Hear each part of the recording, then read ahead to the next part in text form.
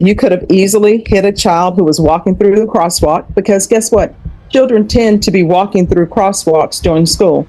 Could have been somebody from high school. Could have been one of the little elementary school children who are just trying to make it to school, and you're speeding at 100 miles per hour. This is not Fast and the Furious. You understand?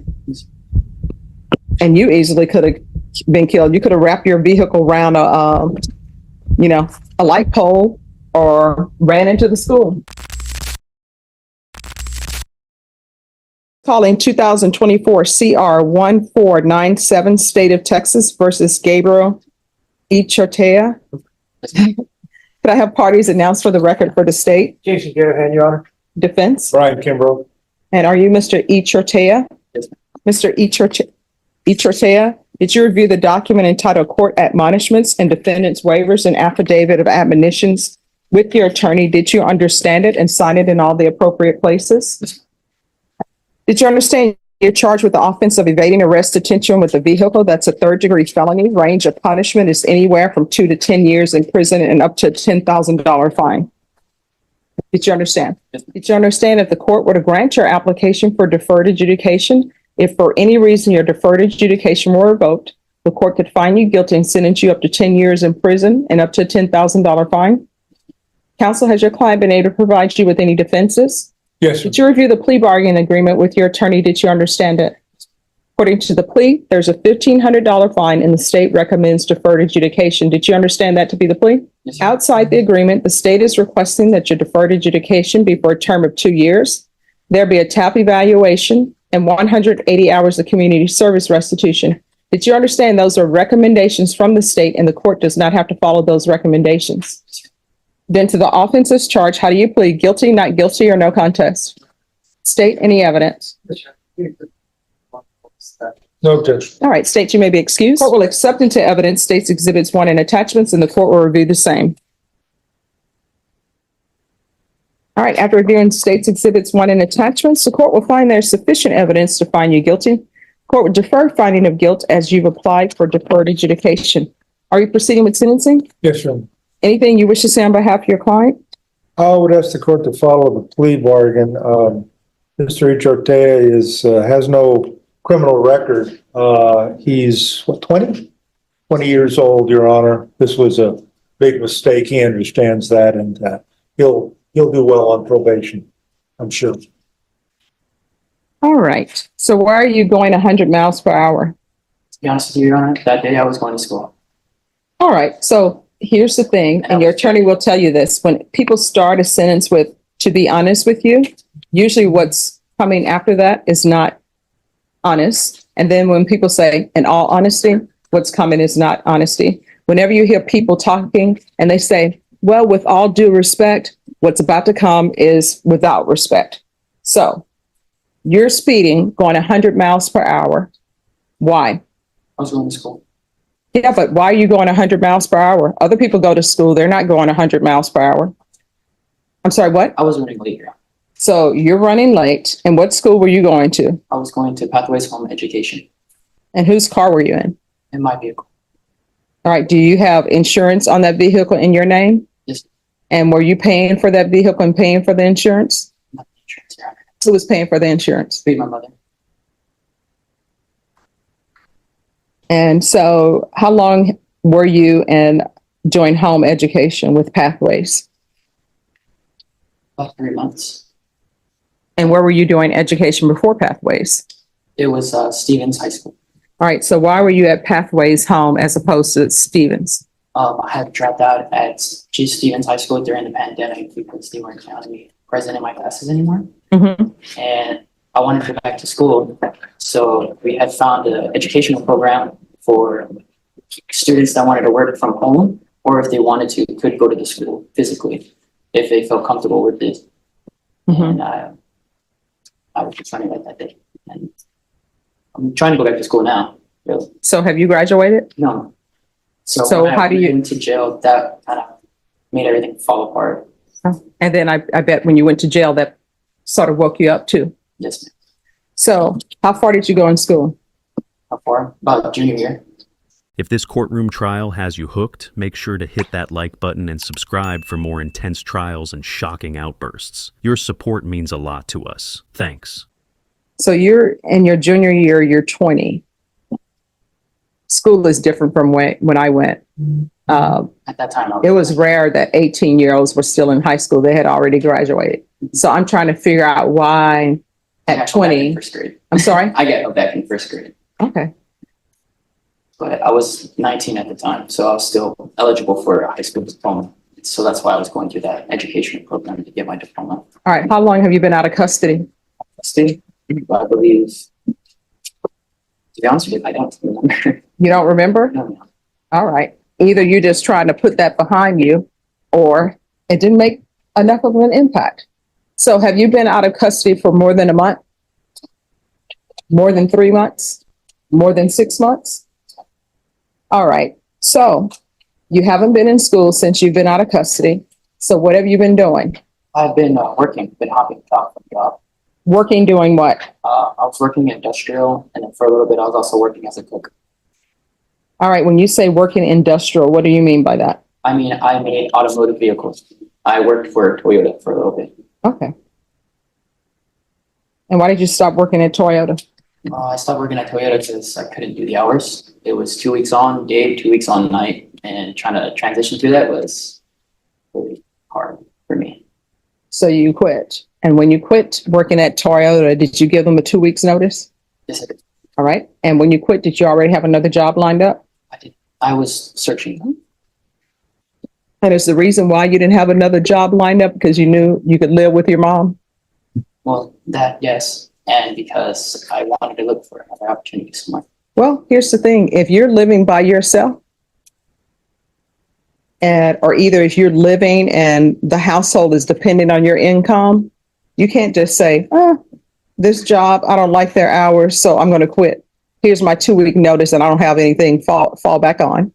Because, for example, if your mother were to say, I don't like my job, if she's working, I don't know if she's retired or not, but if she's working, she can't say, I don't like my job. I don't have any other place to go. I'm just going to quit. And children, just so you know, your mom is quitting her employment. So you're all going to have to pick up the slack. You're an adult.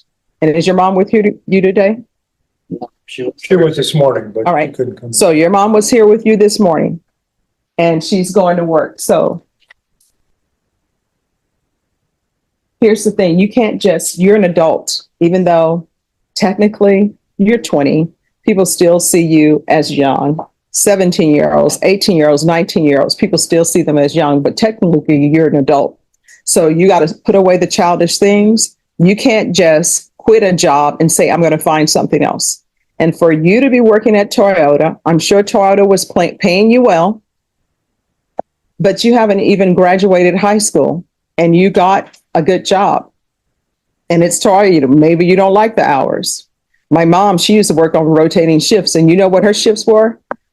And I'm probably going to get this wrong, but I think it was 7 days straight. And she had to do rotating shifts. So she had a morning shift. You do that for 7 days. Then I think they give you like 3 days off. And then you have the middle shift, which is the 3 to 11 shift. You do that for 7 days. Then they give you 3 days off.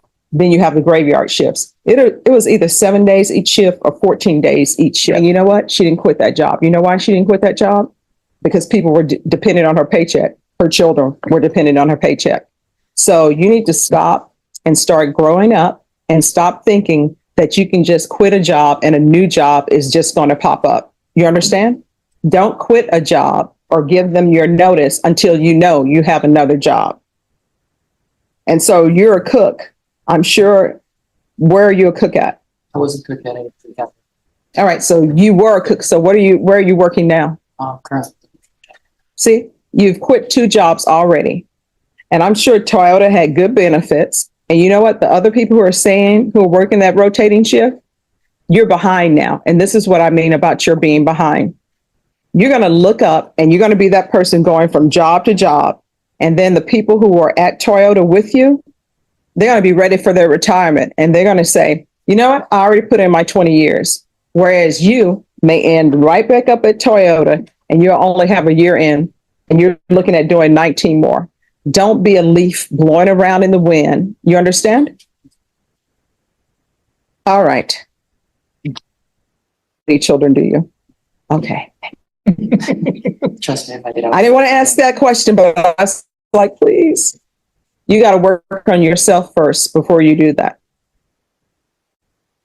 All right. So there's going to be a $1,500 fine. I'm going to probate that, not for you. I'm probating it for your mom because I know she would help you pay that. So we're going to probate that. I'm going to place you on 2 years deferred adjudication. You're going to get employment. You understand? And I'm going to require that you stick with that job. The only time you can leave the job you have, of course, if there's something dangerous happening, they're violating OSHA standards. The only time you'll be able to leave that job, if they're not violating OSHA standards, is if you already have another job. You understand? We're not going to do that anymore. So it's going to be proof of employment within 30 days. There's to be no employment as a home health care provider or with minors. Oh, and by the way, at Toyota, that shift you were working, I'm sure if you put enough time in, they probably would have given you a different shift. Those shifts are usually for people that they're trying to see if you're going to last. So if I were in your position and I haven't graduated from high school, Toyota seems like it's a good place to be in as far as benefits, 401k. I'm sure they'll do medical, dental, all of that. You understand? There is going to be regular reporting by Zoom or in person. There'll be regular random UAs, defensive driving course, 180 hours of community service restitution. That will be waived if he completes his GED or if he graduates from school or if he enters and successfully completes a trade school. There's going to be field visits, one time per month for 2 months. Probation, is there anything else he needs?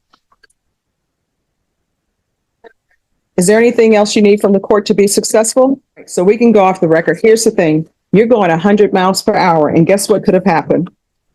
One, you're not a race car driver, right? You could have easily hit a child who was walking through the crosswalk because guess what? Children tend to be walking through crosswalks during school. Could have been somebody from high school. Could have been one of the little elementary school children who are just trying to make it to school and you're speeding at 100 miles per hour. This is not Fast and the Furious. You understand? And you easily could have been killed. You could have wrapped your vehicle around a light pole or ran into the school. You understand? All right. And then if that would have happened, you know what? They would have been trying, if you would not have survived, they would have been trying to sue your mom. All right. Good luck to you. If you're still with us, make sure to like and subscribe to keep up with more shocking courtroom trials. Your support keeps us going. Don't miss out on what's next. Atria? Atria. Sorry. It's okay. Could I have parties announced for the record? Jason Garrett, State Yard. Jesse Sepulveda for Gabriel Echartea. And are you Gabriel H. Artea? Yes, ma'am. Did you review the document entitled Motion to Enter Adjudication of Guilt and Revoke Community Supervision with your attorney? Did you understand it? Are you the same Gabriel Paul H. Artea who was placed on deferred adjudication in 2024 CR 14970 for the offense of evading arrest or detention with a vehicle on June 17, 2024 for a period of 2 years?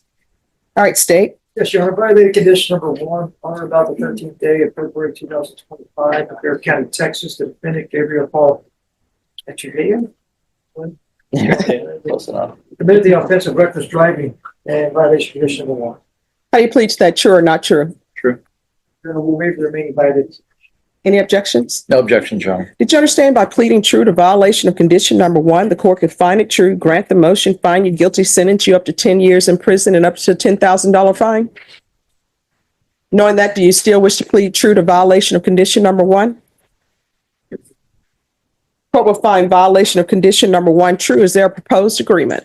There is, Your Honor. Yes. The motion to adjudicate and continue the individual on his deferred and have it amended to include local ISF two and wait in jail for placement and monthly UA for 6 months and amend for IOP as recommended by the TAP.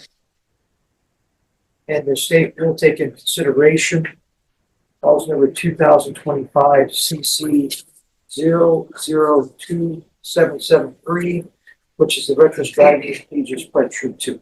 All right. Is that the agreement? It is, Your Are you Honor. asking the court to follow that agreement? We are, Your Honor. All right, can you raise your right hand for me?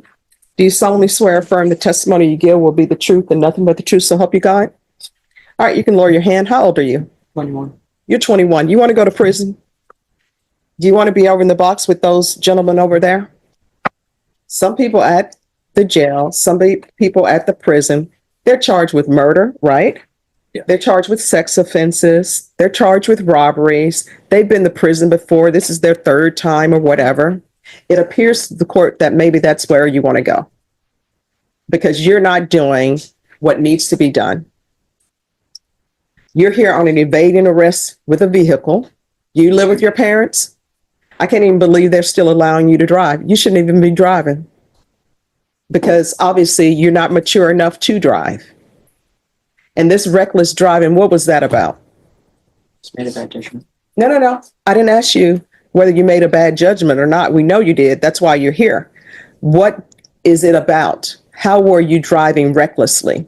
Were you going beyond the speed limit? Were you out here like I see these children do, shutting down in the street, doing, roundabouts? What were you doing? I was going over the speed. By how much? I'm not too sure. You didn't say on the report. You should know. According to the report, Your Honor, I think he turned off his lights and he passed a few stop signs. They said he was driving at a high rate of speed, but they didn't say exactly. So let me how ask you fast. this. Let's think about this logically. You're young. Sometimes young people don't think logically. You turn off your lights. I'm assuming then this was nighttime. Was. You turn off your light at nighttime and you're blowing through stop signs. What do you think the purpose of a stop sign is for? You stop the vehicle. But why? Why do we have stop signs? Why do we even have red lights? In case of pedestrians coming through or cross traffic. And why, when it's nighttime, why do you have to have your lights on? So another vehicle or a person can see the vehicle. So if you turn off your lights, what does that mean? Will people be able to see you? All right. And then somebody is walking past that stop sign because they don't see a vehicle. What's going to end up happening? Collide with the person or vehicle. And what's going to happen with that person? They either die or get seriously Yeah. injured. And let me just tell you what would have happened if you would have hit someone. You would have ended up hitting that person, and you know what you would have done? You would have left the scene. They would have ultimately found you, and then you would have been in the box, and you would have been before me crying, asking for tea and sympathy. So what I can tell you is this. The only reason why you're not going to prison right now is because your age, and I guess you're not thinking. So I'm going to try to help you think and make better decisions. So I'm going to deny the motion. I'm going to alter him in conditions. He will be taken into custody today. He's going to local ISF. And since your family won't do it, I'm going to have to do it. You are not allowed to drive. Wherever you need to go, either you're going to have to get an Uber, you're going to have to learn to do the VIA. You're not going to be driving for the rest of your probation. Don't come back to me saying I have to go to school in another county. You're going to have to figure it out. Do you understand? And I will take in consideration 2025 CC 002773, and we'll do a referral to felony drug court. And all of that is to take place in custody. And then you said intensive outpatient treatment? Yes, Judge. Oh, no, actually, inpatient. Inpatient treatment? Oh, sorry. Oh, I'm sorry, Judge, you're right. Yes. You got the other part. All right, Yes, so Your Honor. that'll be inpatient treatment. And I know that you all didn't go on the section about using marijuana. It's illegal in Texas. You're on probation. You're not allowed to use marijuana. If you want to sit around, fry your brains or whatever, you can't do it while you're on probation. Do you understand? And we can go off the record. What are you planning on doing with the rest of your life? Join the military. All right. Well, the military, they're not just accepting everybody. And counsel, once he completes all of this, Yeah. if he signs up for the military and I need to see it signed on the dotted line, I will let him go. Thank you, Judge. Thank you. Judge Boyd's courtroom wasn't just about law, it was about life. Gabriel got more than a sentence. He got direction. But will he follow through or fall back again? Let us know in the comments. What would you have done in his place? Thanks for joining us and witnessing this intense courtroom moment. If this trial got you thinking, be sure to like, subscribe, and share your thoughts below. Stay tuned for more gripping courtroom moments as we continue to bring you the most shocking trials. See you in the next one.